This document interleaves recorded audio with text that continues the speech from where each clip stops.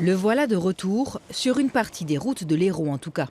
La départementale 986 du côté de Saint-Gély-du-Fesque, par exemple, a vu disparaître les panneaux 80 km/h ces derniers jours. Souvenez-vous, en 2018, cette limitation de vitesse imposée par le gouvernement sur les routes secondaires à une voie et sans séparateur était très contestée, notamment par les motards.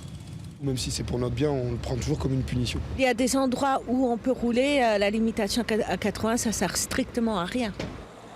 18 mois après, cette limitation controversée disparaît donc d'une partie des voies.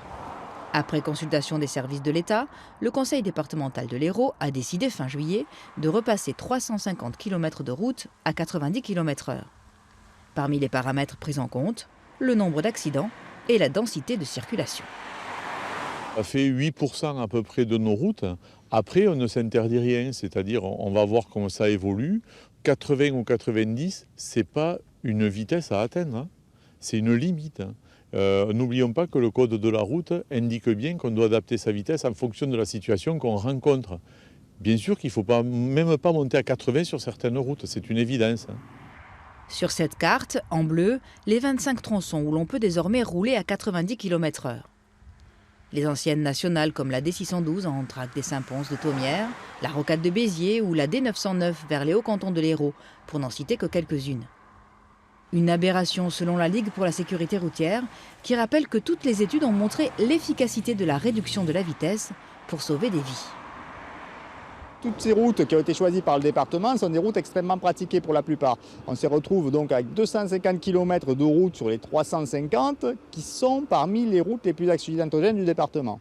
Donc, on l'a bien vu cet été, il y a eu de nombreux accidents avec des chocs frontaux. On ne peut pas se permettre d'augmenter la vitesse sur ces itinéraires sans mettre en danger la sécurité des usagers. Selon le Comité national de la sécurité routière, la mise en place du 80 km/h a sauvé 349 vies en France. Le conseil départemental assure de son côté rester vigilant et ne s'interdit aucune évolution. Pas de quoi simplifier la vie des automobilistes en tout cas.